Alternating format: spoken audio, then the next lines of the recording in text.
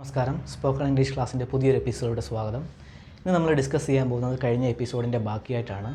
അതായത് ഡിഡിനെ പറ്റിയാണ്. ഡിഡ് വെച്ചുള്ള സെൻറ്റൻസുകളാണ് ഈ എപ്പിസോഡിൽ നമ്മൾ നോക്കാൻ പോകുന്നത്. കഴിഞ്ഞ 4 ക്ലാസ്സുകളിൽ നമ്മൾ എടുത്തത് ഡിഡിനെ പറ്റിയുള്ള സെൻറ്റൻസുകളായിരുന്നു. അതേപോലെ തന്നെ ഡിഡിൻ്റെ ചെറിയൊരു ഗ്രാമർ സൈഡും കൂടെ പറഞ്ഞായിരുന്നു. സോ ഇന്ന് എന്തുകൊണ്ടാണ് ഡിഡിനെ പറ്റി സെൻറ്റൻസ് എടുക്കുന്നത് എന്തെന്ന് വെച്ചാൽ, ഡിഡ് നമ്മൾ ഡെയിലി യൂസ് ചെയ്യുന്ന ഒരു വേർഡാണ്. സോ ഡിഡ് വെച്ച് ഒരുപാട് എക്സ്പ്രഷൻസും സെൻറ്റൻസും നമ്മൾ ദിവസേന നമ്മുടെ ഡെയിലി ടോക്കിൽ നമ്മൾ യൂസ് ചെയ്യുന്നുണ്ട്. സോ നമ്മൾ ഇന്നത്തെ എപ്പിസോഡിൽ ഉൾക്കൊള്ളിച്ചേക്കുന്നത് ഡിഡ് വെച്ചുള്ള അങ്ങനത്തെ സെൻറ്റൻസുകളാണ്. സോ വളരെ ഇമ്പോർട്ടൻ്റ് ആണ് ഡിഡ് വെച്ചുള്ള എല്ലാ സെൻറ്റൻസുകളും റിവൈസ് ചെയ്യുക. അതേപോലെ കഴിഞ്ഞ ക്ലാസ്സിലെയും സെൻറ്റൻസുകൾ റിവൈസ് ചെയ്യുക. വളരെ ഇമ്പോർട്ടൻ്റ് ആണ്. ബേസിക് ഇംഗ്ലീഷ് സെൻറ്റൻസുകളാണ്. ഇതാണ് നമ്മൾ കൂടുതൽ ഡെയിലി ഇംഗ്ലീഷ് സംസാരിക്കുമ്പോൾ നമ്മൾ ഡെയിലി യൂസ് ചെയ്യുന്നത്. സോ എക്സാമ്പിളുകൾ റിവൈസ് ചെയ്യുക. കഴിഞ്ഞ എപ്പിസോഡുകളിൽ നോക്കുക. ഡിഡ് വെച്ചുള്ള ക്വസ്റ്റ്യൻസും അതേപോലെ പല എക്സ്പ്രഷൻസും യൂസ് ചെയ്യുന്നുണ്ട്. അതേപോലെ ഈ എപ്പിസോഡിൽ നമ്മൾ ഡിഡ് മാത്രമല്ല, പല വേർഡുകളും പല എക്സ്പ്രഷൻസും ഡിഡ് പഠിക്കുന്നതിൻ്റെ കൂടെ നമ്മൾ പഠിച്ചാണ് പോകുന്നത്. സോ വളരെ ഇമ്പോർട്ടൻ്റ് ആണ് എപ്പിസോഡ്. സീരിയസ് ആയിട്ട് എടുക്കുക. സോ നമ്മൾ ഡിഡിലോട്ട് കയറുന്നതിന് മുമ്പ് ചെറിയൊരു ഗ്രാമർ സൈഡ് പറയാം. ഡിഡും ഡൂവിനും ഡസിനും ഒരേ അർത്ഥമാണുള്ളത്. അതായത് എന്തെങ്കിലും പ്രവൃത്തി ചെയ്യുമ്പോഴോ എന്തെങ്കിലും ജോലി ചെയ്യുമ്പോഴാണ് ഡിഡ്, ഡൂവ്, ഡസ് ഉപയോഗിക്കുന്നത്. ചെറിയൊരു വ്യത്യാസം മാത്രം. ഡിഡ് പാസ്റ്റ് ടെൻസിലാണ്. അതായത് കഴിഞ്ഞ കാര്യങ്ങളെപ്പറ്റി സംസാരിക്കാനാണ് നമ്മൾ ഡിഡ് ഉപയോഗിക്കുന്നത്. പിന്നെ അതേപോലെ തന്നെ ഡിഡ് വരുമ്പോൾ നമ്മൾ മെയിൻ സെൻറ്റൻസിൽ വെർബ് എന്ന് വെച്ചാൽ ക്രിയ എന്ന് വെച്ചാൽ എന്തെങ്കിലും ജോലി ചെയ്യുക, അങ്ങനത്തെ വേർഡുകളില്ലേ, ഓടുന്നു, ചാടുന്നു, അല്ലെങ്കിൽ എന്തെങ്കിലും അവസ്ഥ, ഡെവലപ്പ്, അങ്ങനത്തെ എന്തെങ്കിലും അവസ്ഥ, ഇങ്ങനത്തെ ആ ആശയം വരുന്ന വേർഡുകളെയാണ് ക്രിയ എന്ന് പറയുന്നത്. ഇതിൻ്റെ കൂടെ ഇംഗ്ലീഷിൽ പാസ്റ്റ് ടെൻസിൽ സാധാരണ ED അല്ലെങ്കിൽ D ചേർക്കാറുണ്ട്. അപ്പോൾ നമ്മൾ ഡിഡ് വരുവാണെങ്കിൽ നമ്മൾ ഇത് മെയിൻ വെർബിൻ്റെ കൂടെ ED അല്ലെങ്കിൽ D ചേർക്കേണ്ട ആവശ്യമില്ല. ജസ്റ്റ് ഗ്രാമർ സൈഡ് കൊടുത്തിരിക്കുന്നേ ഉള്ളൂ.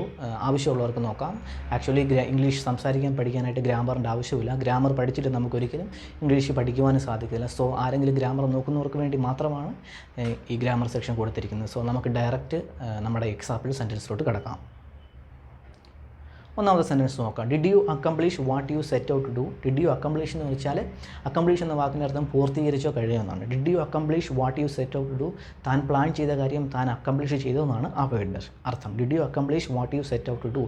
What you set out to do എന്ന് വെച്ചാൽ താൻ പ്ലാൻ ചെയ്ത കാര്യം. What you set out to do, plan ചെയ്ത കാര്യം, ഉദ്ദേശിച്ച കാര്യം കംപ്ലീറ്റ് ചെയ്തെന്നാണ് ആ വീടിൻ്റെ അർത്ഥം. ഡിഡ് യു അക്കംപ്ലിഷ്, പൂർത്തിയാക്കിയോ. Did you accomplish that you set out to do.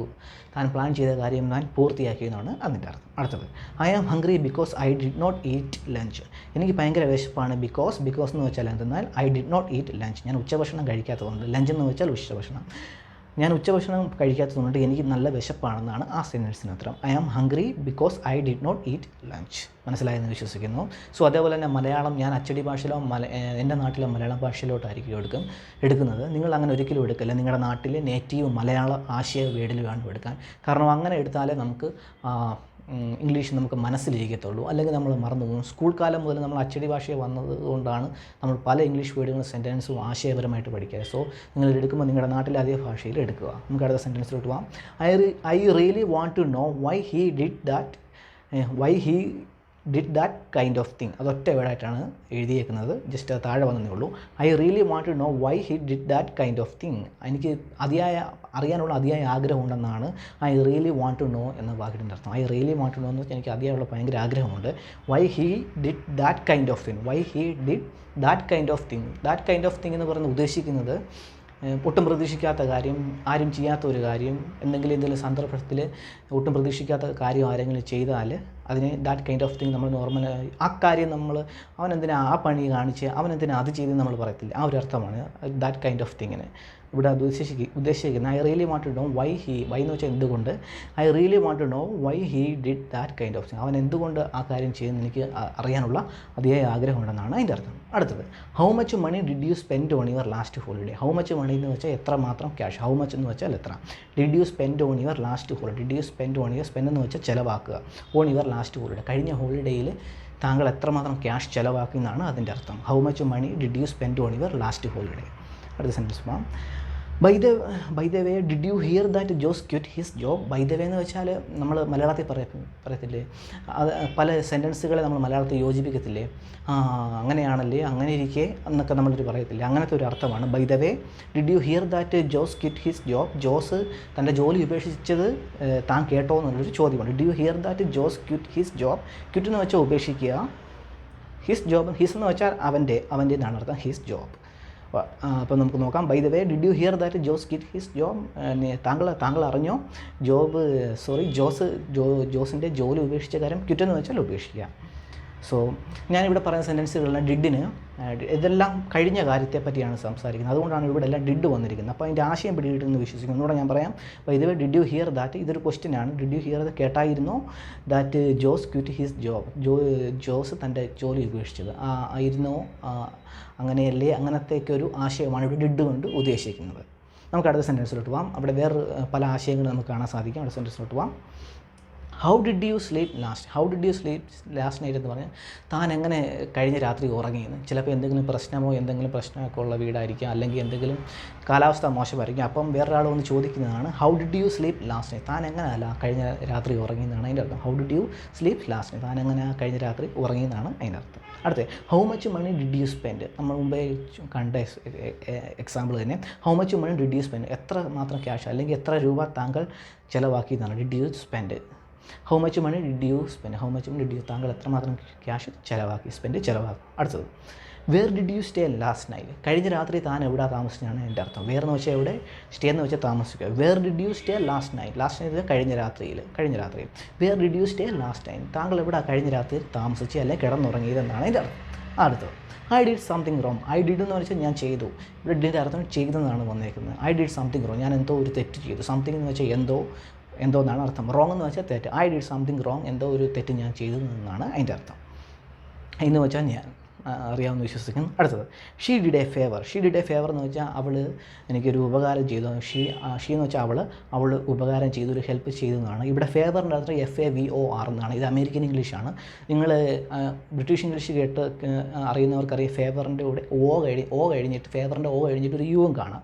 അപ്പോൾ നമ്മൾ അമേരിക്കൻ ഇംഗ്ലീഷും ബ്രിട്ടീഷ് ഇംഗ്ലീഷ് ആയാലും നോ പ്രോബ്ലം, സ്പെല്ലിംഗ് മിസ്റ്റേക്ക് ആയാലും നോ പ്രോബ്ലം, എല്ലാവർക്കും അറിയാവുന്ന സംഭവമാണ്. ഇങ്ങനെ പല വേർഡ്സിനും ഇതേപോലെ ഇങ്ങനെ ചെറിയ രീതിയിലുള്ള സ്പെല്ലിംഗ് മിസ്റ്റേക്ക് ഉണ്ട്. So don't worry. She did A favour എന്ന് വെച്ചാൽ അവൾ സഹായം ചെയ്തു എന്നാണ് അർത്ഥം. ഫേവറിൻ്റെ അർത്ഥം സഹായം, ഹെൽപ്പ് എന്നിങ്ങനെയൊക്കെയാണ് അർത്ഥം. അടുത്തത് ഷീ ഡിഡ് റിയലി വെൽ എന്ന് പറഞ്ഞാൽ അവൾ വളരെ നന്നായി അത് ചെയ്തെന്നാണ് അർത്ഥം. ഷീ ഡിഡ് റിയലി വെൽ എന്ന് വെച്ചാൽ അവൾ നന്നായി അത് ചെയ്തെന്നാണ്. റിയലി വെൽ എന്ന് വെച്ചാൽ നന്നായി, വെല്ലെന്ന് വെച്ചാൽ നന്നായി. അടുത്ത സെൻറ്റൻസിലോട്ട് പോകാം. What did you get for your birthday get എന്ന് വെച്ചാൽ നിൻ്റെ ബർത്ത്ഡേക്ക് നിനക്ക് എന്ത് കിട്ടിയെന്നാണ് അതിൻ്റെ അർത്ഥം. What did you get for your birthday, ഇവിടെ ഗെറ്റിൻ്റെ അർത്ഥം കിട്ടിയെന്നാണ്. ഗെറ്റിന് ഒരുപാട് അർത്ഥമുണ്ട്. സെൻറ്റൻസുകൾ അനുസരിച്ച് അതിൻ്റെ അർത്ഥങ്ങളും മീനിങ്ങുകളും മാറുന്ന ഒരു വേർഡാണ് ഈ ഗെറ്റ്. സോ ഗെറ്റിന് ഒരുപാട് അർത്ഥങ്ങളും മീനിങ് ഉണ്ട്. നമ്മൾ ഗെറ്റിനെ പറ്റി ഒരു സെക്ഷൻ തന്നെ ചെയ്യാം, എക്സാമ്പിൾ സെൻറ്റൻസ് വെച്ച്. അപ്പോൾ നിങ്ങൾക്ക് ഗെറ്റിനെ പറ്റി കൂടുതൽ മനസ്സിലാകുന്നുണ്ട്. ഇവിടെ അർത്ഥം വന്നിരിക്കുന്നത് ലഭിച്ചു എന്നാണ്. What did you get for your birthday, തൻ്റെ ബർത്ത്ഡേക്ക് തനിക്ക് എന്തൊക്കെ സമ്മാനമായിരിക്കും, മറ്റെന്തെങ്കിലും ആയിരിക്കും, അതാണ് ഉദ്ദേശിക്കുന്നത്. What did you get for your birthday, അതാണ് എൻ്റെ അർത്ഥം. അടുത്തത് he did not attend the meeting yesterday എന്ന് വെച്ചാൽ അദ്ദേഹം ഇന്നലത്തെ മീറ്റിംഗ് അറ്റൻഡ് ചെയ്തില്ല, ഇന്നലത്തെ മീറ്റിങ്ങിൽ പങ്കെടുത്തില്ല എന്നാണ് അതിൻ്റെ അർത്ഥം. He did not attend the meeting yesterday, അതായത് ഇന്നലത്തെ മീറ്റിങ്ങിൽ അദ്ദേഹം പങ്കെടുത്തില്ല. ഇതെല്ലാം ഡിഡെല്ലാം പാസ്റ്റാണ്, കഴിഞ്ഞു പോയ കാര്യങ്ങളെ പറ്റിയായിരുന്നു ഡിഡ് വന്നിട്ട്. അടുത്ത് നോക്കാം. He was successful in everything he did എന്ന് വെച്ചാൽ അവൻ ചെയ്യുന്നതിലെല്ലാം അവൻ വിജയം കൈവരിക്കുന്നു എന്നാണ് ഇതിൻ്റെ അർത്ഥം. വിജയം കൈവരിച്ചിരുന്നു എന്നാണ് ഇതിൻ്റെ അർത്ഥം. He was successful in everything he did, അവൻ ചെയ്യുന്നതിലെല്ലാം അവന് വിജയമുണ്ട് എന്നാണ് അർത്ഥം. സോ ഇന്നത്തെ എപ്പിസോഡ് ഇവിടെ കൊണ്ട് നിർത്തുന്നു. നമുക്ക് അടുത്ത എപ്പിസോഡിൽ പുതിയ സെൻറ്റൻസുമായിട്ട് കാണാം. സോ ഇന്നത്തെ ക്ലാസ്സുകൾ ഞാൻ വളരെ സ്പീഡിലെടുത്തതിൻ്റെ മെയിൻ കാരണം നമുക്ക് സമയത്തിൻ്റെ ഒരു പരിമിതി കൊണ്ടാണ്. സോ അതുകൊണ്ട് തന്നെ നമുക്ക് എപ്പിസോഡ് കൂടുതൽ എടുക്കേണ്ടി വരും ഈ ഡിഡിനെ പറ്റി തന്നെ. കാരണം ഡെയിലി യൂസ് ചെയ്യുന്ന ഒരുപാട് വേർഡുകൾ ഡിഡ് വെച്ചുണ്ട്. സോ നമുക്ക് അടുത്ത എപ്പിസോഡിലും ഡിഡിനെ പറ്റി വെച്ചെടുക്കാം. അതേപോലെ കഴിഞ്ഞ എപ്പിസോഡുകളും കാണുക, നമുക്ക് ഡിഡിനെ പറ്റി വെച്ചെടുക്കാം. അതേപോലെ തന്നെ ഇതിൻ്റെ ഗ്രാമർ സെക്ഷൻ കേട്ട് പേടിക്കരുത്. എക്സാമ്പിൾസ് റിവൈസ് ചെയ്യുമ്പോഴാണ് ഡിഡുമായിട്ട് നമ്മൾ കൂടുതൽ അറ്റാച്ച് ആവുന്നത്. തീർച്ചയായിട്ടും റിവൈസ് ചെയ്യുക. അടുത്ത ക്ലാസ്സിൽ നമുക്ക് ഡിഡിനെ വെച്ച് കുറച്ചുകൂടെ നല്ല ഇൻട്രസ്റ്റിംഗ് ആയിട്ടുള്ള ദിവസേന ഉപയോഗിക്കുന്ന വേർഡുകൾ നമുക്ക് കവർ ചെയ്യാം. സോ ഇന്നത്തേക്ക് വൈൻഡപ്പ് ചെയ്യുന്നു. നമുക്ക് അടുത്ത എപ്പിസോഡിൽ കാണാം. ബൈ.